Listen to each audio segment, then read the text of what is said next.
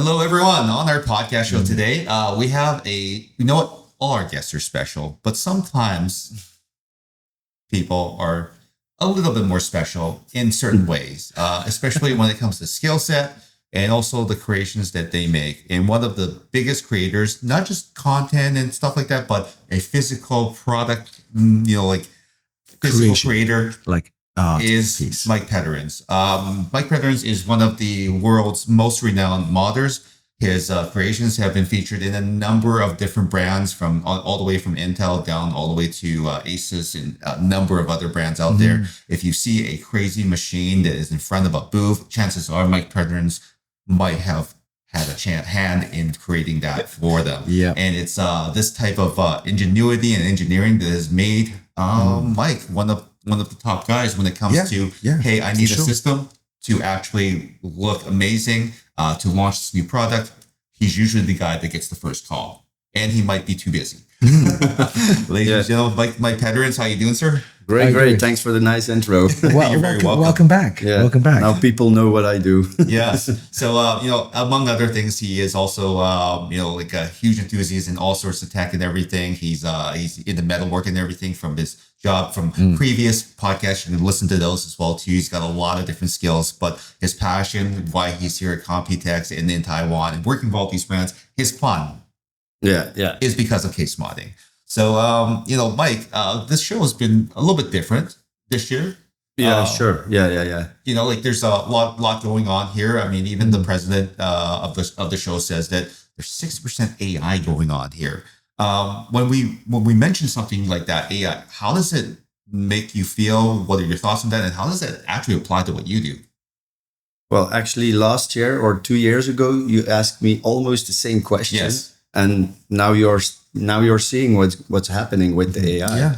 It's taking over. It's taking over the world. Maybe a bad word, taking over, but it's definitely a new hype in the business. It's influential, right? Yeah. Oh yeah. It's crazy how much energy and money that goes to AI. Oh yeah. I asked yesterday to the people of Cooler Master. They have very big, powerful machines and servers for AI, and I asked them, where does the AI go? Where does it go? It's in the cloud somewhere. Yeah, factories. But do you think AI will continue to grow even more, even more faster and better? Probably in the near future they will shift into second gear. Oh yeah. I think it was one time you were wearing the Ray-Bans. You had no, it was another Michael with the Meta glasses. AI glasses, right? Oh yeah. They're putting it into shades now too. The AI. yes. Yeah. With cameras and special connections. Maybe it's something in the future. So for this year's mod, because you do a special mod each year, different mods. So this year's mod, tell us a little bit more about your mod. What's so special about it? Because I've seen it's already in Chisel's booth. And tell us a bit more about that. Because I didn't have so much time this year, I used my 3D printer. 3D printer, Yeah, I have a very good friend in Belgium who has a very nice 3D printer office space with a lot of big 3D printers, and he built his own 3D printers, very big. And he's called Noisy Works. Noisy Works. Yeah, very nice guy. And I asked him, I don't have much time. I send you the files. You can 3D print that. I know it. It was very hard to 3D print the pyramid shape. Yeah. It's really big. Oh, it's a one piece. It's not separate. It's in three or four pieces, but they're very big, and they have like these very long overhangs and bridges. And that's very hard to 3D print, especially in ABS. Yeah. So how long did that actually take from beginning to end? To 3D print? To 3D print that. I think each piece was like 20 hours, so times 4, and then the top. So maybe 100 hours or 120 hours. Wow, printing hours. Now compare that to Mike Peteryns' hands hours. How long would that have taken by hand? Oh, by hand. I don't know. I cannot make that by hand. Oh my God. Yeah, but it was already 1 week for designing it only in CAD. So then I just sent the files to my friend, and he 3D printed it. Well, that's a very important part as well too. Like the work that you do, right, by creating it in CAD and having that skill set, like don't discount that. Just because Mike does it faster than most people, you're not paying for the hours it takes for him to actually do the CAD. You're actually paying for the many, many years of training to do that CAD. Right? Yeah. That's also something that took many, many years to learn and to do it fast and efficiently. Yeah. Oh, talking about that, fast and efficient, has AI helped in any way? Definitely, yeah. I had to integrate some features into the case, and if you just type in searching words into ChatGPT, I use a lot of ChatGPT. Okay, interesting. To how you say it, finalize the layout of all the components in a most efficient way without overheating. Yeah, and then that's interesting. Yeah, and then you just insert the DXF file, like the blueprint. Yeah, and it renders for you, but it's like a subscribed ChatGPT, you know. So imagine one day I'm a designer / product kind of development guy. I say I'm going to develop a case or design a case. You just ask ChatGPT, say, hey, what's the best airflow from this design, and they'll start doing all sorts. Wow, this is even strength calculations. If it's strong enough to carry some weight or flex enough to have the flexibility, you can all implement it into AI. Wow. Yeah, that's what if you were watching if some of you were watching out there the Jensen presentation when he was talking about the training of the robots and everything like that, most of that training is actually done completely generated by AI. It's like skipping frames, like the RTX. They're skipping frames to make the frames. Frame generation, because the AI basically interpolates what the human will do next. All of the Doctor Strange kind of hands and everything and permutations, it tries to replicate that until it figures out a few optimal things that you can pick from, right? Wow. So just like the structure, you can test a few things to give it reference points, but it'll fill in everything in the middle and try to tell you whether or not you were right or here's a better option. Wow, so it's almost like predictive AI. That's scary. Yeah. It's helpful sometimes. It's generated scenarios, but the result has real world implications based on a few inputs from real people. So real people are still required, right? Yeah. Especially if it's a brand new scenario that's never seen before. So we can still teach, AI a lot of things. Oh yeah, we're still useful for a while longer. We're a master in practice. The fun part is we all give input to AI. Yes. So when we are asking something to AI, we are already giving it something. Yes. Some input. So and that's already learning things from us while we ask them things. So it's only exponential, getting bigger and bigger, like every minute. For sure. And I think that a lot of people at home, they're not experiencing some of the more powerful applications. Like we teach it. That's not necessarily something that ChatGPT does for us because the free version doesn't do that. It doesn't know who we are. As soon as we are done with that session, it doesn't know who we are. So it's all over again, right? A lot of people, for the audience out there are two different versions of ChatGPT, right? They've got free versions that we use, that we get download, and they're free. You can do that, right? It's not as powerful as the paid version for developers and that kind of thing, right? So they're open AI because they need to make money. So they're paying for that for more premium ChatGPT. Yeah, you can ask like 2 or 3 questions a day, I think, with the free version. Oh yeah. Generate so many Studio Ghibli versions of yourself. Yeah.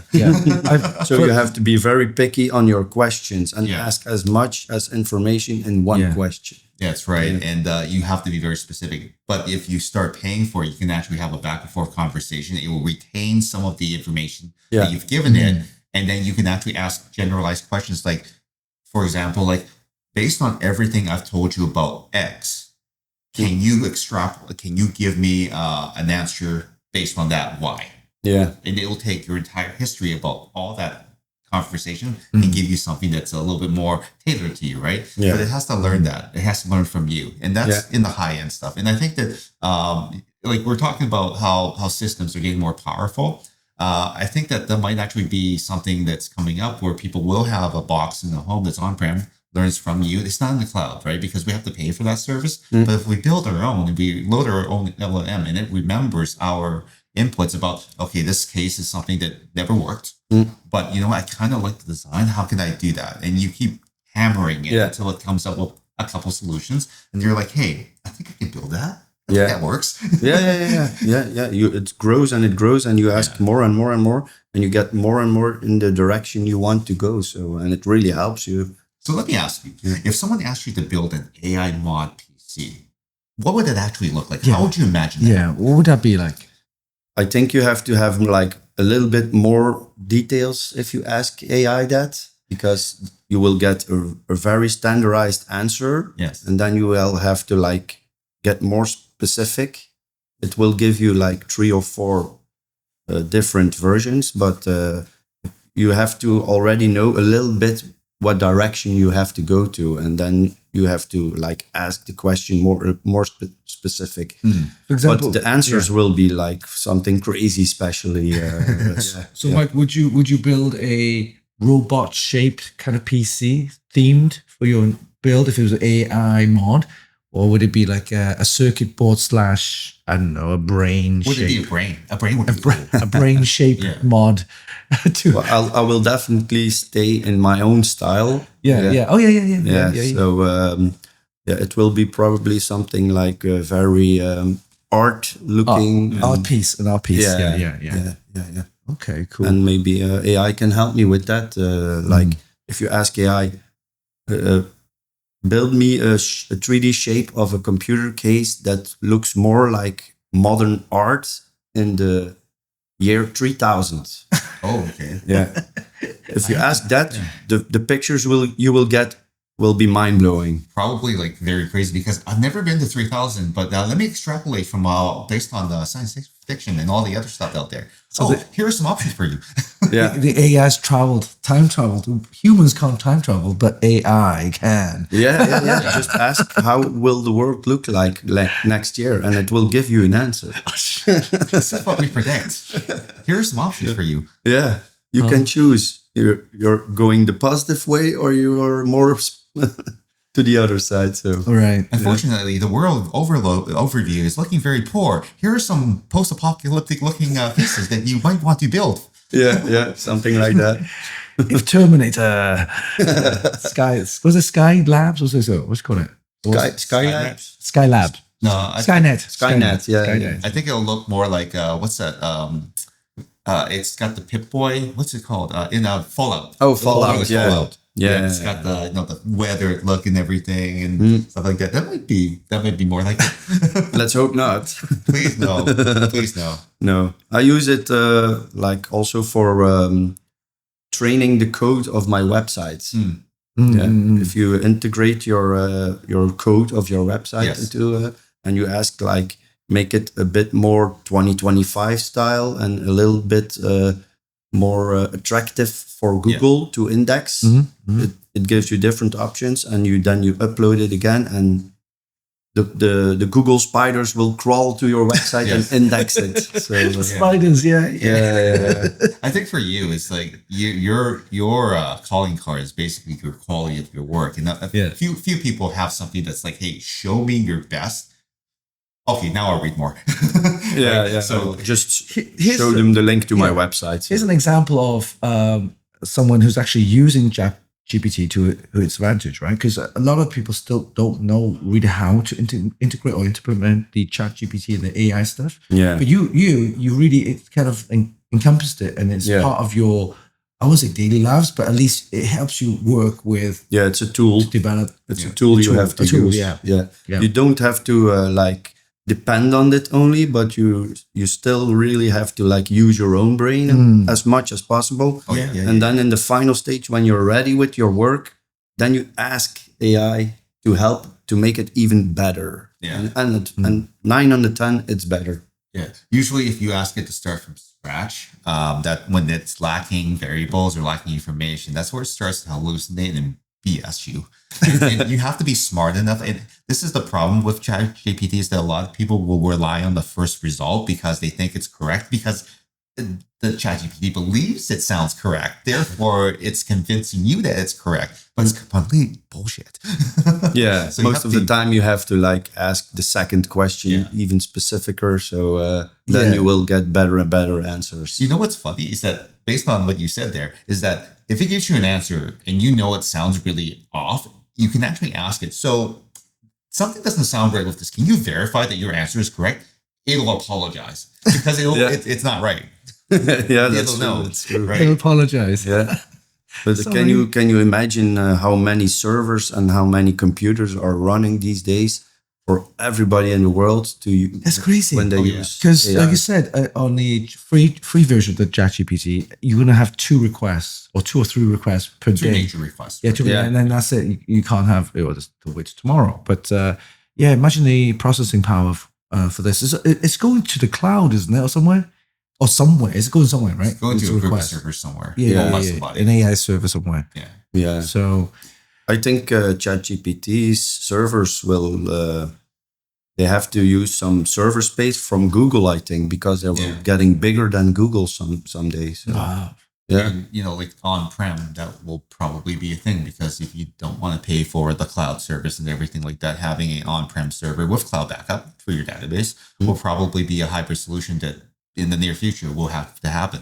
I mean, there's a bunch of companies out there that are trying to sell that as the next, like PC, right? Yeah. AI PC. And I think they're early, but I don't think they're that far away. And it's a product category that I think a lot of people will start to look into. Just like home theater PC was a thing long time ago. Yeah. I noticed a lot of manufacturers now are producing motherboards to cater for more than one graphics card now. But back in the day, we had SLI, remember? Yeah. And then over the period, we don't see that anymore. Only have one graphics card slot. And now the trend is going back into multiple slots for graphics cards so that you can power your AI.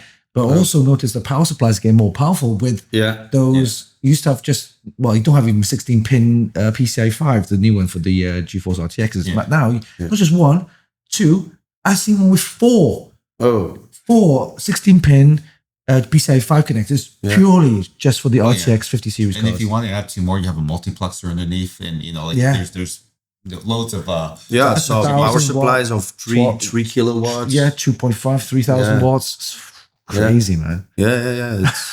I said it like many years ago. I think it was before COVID already that I told in the Thermaltake office. I did a speech there, and I kind of predicted there that the PC industry, the power consumption will double in 5 years. And they were like, huh? So I was telling them, prepare for the future and make your cases ready for bigger radiators and more radiators.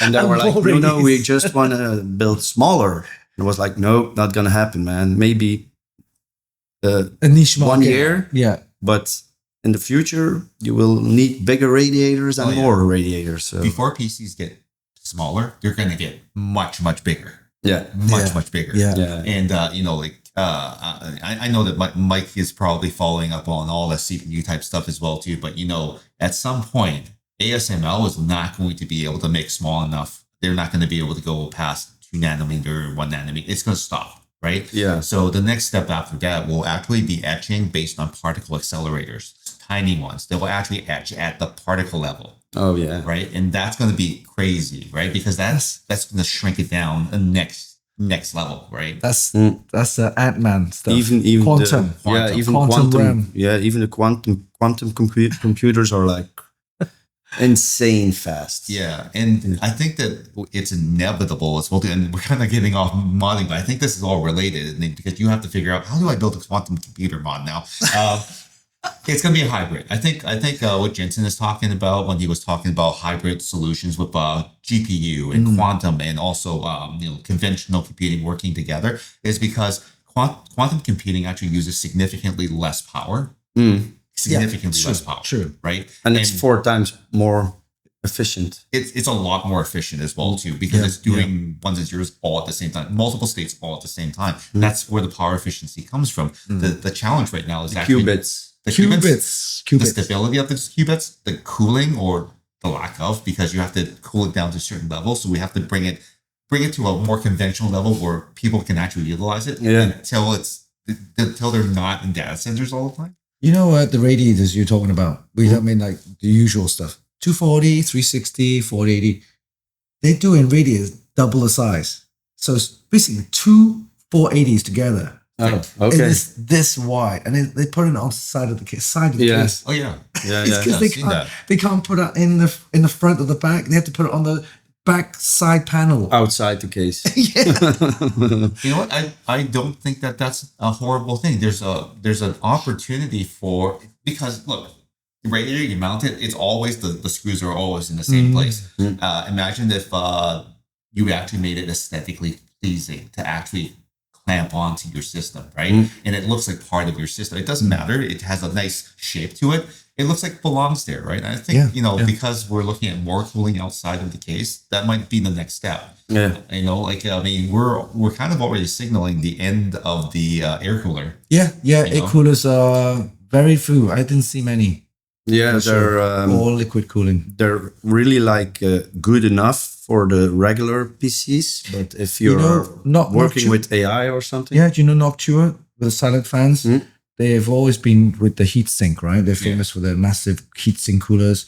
They have to do all-in-one coolers. Yeah, but they have a really good all-in-one cooler now with the liquid gas. Yeah. That's the new thing to do, I think. It's interesting. Yeah, because the heat is getting so high that the normal water cooling is even like on its limits. Yes. It is true. It's true. That is true. If your CPU is running 90 degrees, they say, yeah, that's normal. Normal. And in my day, that was not normal. That was not normal. No, that was not at all. We're hitting 100 plus. And also once you hit 100 or over, your CPU starts throttling, right? Yeah. So you're boiling water. Come on, guys. That's not good. Boiling water. Yeah, it's not good. No. So you need like very exclusive cooling then. And Noctua is already on that. Yeah, they're working on thermal siphon, like prototype stuff. Yeah, it's a technique that was already used like 5 or 7 years ago in a company called Kalios. Okay. Kalios. It was a Belgian company. Oh, right. Makes sense. Yeah, and they cool satellites and all that stuff. Oh, wow. Yeah, that's right. Because we're in space, the sun, the side that hits the sun, it gets super hot. Oh, yeah. And the side that don't get really sub-zero temperature. Yeah, right? The difference is very, very much. And you don't have airflow. So. Yeah. Oh, yeah, that's true. They don't have air in there, right? It's space. There's no air. Yeah, you have to radiate it off, and it only works with liquid gas. So. Yeah, so the liquid gets vaporized into a gas, and then comes back down, it's cooled, and then goes back. It condenses, and then it drops back down into a liquid. I've always wondered how that kind of works, because I can imagine it's inside a pipe, right? Yeah, it's inside. So it's going to get vaporized inside a pipe, and then condense and get back into a liquid. It's like I'm trying to figure out how it works, but it's like clouds and rain. It's the same. Yeah. Oh, right. When the rain drops down on the hot floor cools down, and it vaporizes, and it goes back in the air, and it rains again. So imagine that rain go back, but inside a pipe. Inside a pipe. Maybe environmental ecosystem. I wonder how fast it goes, though. That's key. I think that's why it's still a prototype right now. Yeah, they're still running. This is the second time they've shown it, I believe. The first time was they showed it, but it didn't work. It wasn't working fully. It wasn't anything there. It was just an idea to show people. This time is actually you see the liquid go bubbling. Yeah, you see it, and then it's doing this thing, and there's a little monitor showing the temperature. So a real live demo. You see it boiling, so it probably goes like quite fast. So as a modder, as someone that works with a lot of different cases and everything, they've seen a lot of trends, right? Do you think we're going to get more radiators before we get fewer? Like, for example, do we think the case itself will need to become the medium for cooling before we get to the point where we can get back to a normal case? in this current state? Yeah, and I think we will use like radiators for like a couple of more years. Okay. Until Noctua brings out their AIO with liquid gas. Okay. And that will, how you say it, kick open an open door. What about integrating? This is COMPUTEX, and people are very excited. Somebody's having fun. Somebody's having fun. But speaking of that fun, modding is brought down a lot of different ways to actually approach different problems. Do you think the market, like everything's getting hotter, radiators are getting bigger, but the biggest piece is actually the case? Do you think that the case itself might actually become the radiator? Do you think that integration will actually start to happen sometime soon? I don't really think the case itself will be more like the heatsink. There already exists something like that in the industry for the servers, but they still will need to keep the market of the water cooling and the case separate for now. So they will definitely always have to integrate radiators or cooling solutions into the case. Yeah, because if you could just build the case into a big heatsink, I think a radiator. I think I've seen a company doing those, but it wasn't that successful because imagine the heat going onto the case and if people touch it, it's getting hot. It's gonna be hot. It's gonna be hot. Fair. There are case brands that coming out with a case with an integrated AIO already in the case. Yeah. But people don't buy it because they want to change the AIO or they want modify to it. Yeah, they want to use another one and it's already integrated and you have to pay more for that case with the AIO and they don't want to pay that much. So maybe in the short term, maybe we're looking at more aesthetically pleasing external mount in existing spot water cooled radiators, right? Because if you can make it look good, radiators are just black. They have tubes going out the back. But if you can just have the radiator sit and it looks aesthetically pleasing, I think that might be the next wave potentially, right? Because, like a feature piece. Yeah, like a feature piece. Yeah. There are already chrome radiators I saw, silver chrome. And it looks like more attractive looks than like the black one there, right? Yeah. Like that type of integration. People still like to see things kind of flow, but if you put a radiator on the outside and it's black, it doesn't really flow. But if you can make it look good, then it flows better, and then it could be any height. Yeah, right? So it doesn't matter. You use it as a showpiece. Yeah, it's like the race cars. They have like this intercooler. Yes. And they're always silver colored with a logo on, and people really like that view. So maybe we will see some more race car themed builds with clean radiators. Yeah, potentially. And yeah. I guess the only other issue to solve is that because these will be consumer, almost like an AIO type of system, the quick connects might have to be. I think I mentioned. Yeah. I love the quick connects because it looks easy and it's fantastic, but expensive, right? I heard. Yeah. But you have to be very careful with the quick disconnect because there's like not a few brands that are obstructing the flow. All right. So if you connect them together, most of the companies have like a blockage in the flow because of the quick connection. Okay. Right. It has to go to 3 small holes through the connection and your flow is like really dropping. The only brand I know who doesn't have that is Alpha Cool. Alpha Cool has quick disconnects that has 0 resistance. Oh wow. All right. Yeah. So and they're like also for the server industry. Right. So I guess guess that's good. In order for us to have a truly successful consumer friendly, just like we have right now, AIOs, 360s, if just throw them in, it's all good. We're going to have to perfect the cost efficiency of those quick connects so that any Joe Blow can put one on top of their system, screw it in from the inside, and then the quick connects click. Yes, exactly. So you can buy the radiators separately, the water blocks separately, the pump separately. So you can just use the quick connect to boom, easy, right? Yeah. Because sometimes I've seen some certain water blocks, the new ones, they look so good. But you won't have them separately for the standard traditional hard tube cooling. Right? So I always want to cut those tubes and put my own tubing in there. Yeah. Will I work? No. But if they're quick quick disconnect mounts on there. You can just buy that. Yeah. And then you can just fill up your system with regular reservoirs. Yeah. And it's not like these like if you create a AIO equivalent in the box ready to go system, not a custom one, these quick connects might only be used once or twice. They just need to be good for those couple of applications, right? Yes. And then you're done. Yeah. So normally you don't touch it for a long time. Exactly, right? Yeah. Well, so many things that we need to kind of figure out. Yeah, we need a lab and test and try everything. You should ask ChatGPT. Yeah. Maybe for a solution. Yeah. Wow. So there's a look into the future with Mike Peteryns. He might be a modder, but he's a visionary. Thank you so much, Mike. This is awesome to talk to you, and I'm wishing you success on your next mods. I can't wait to actually see them because I saw one coming up at Gamescom. This will be amazing. Event on a boat.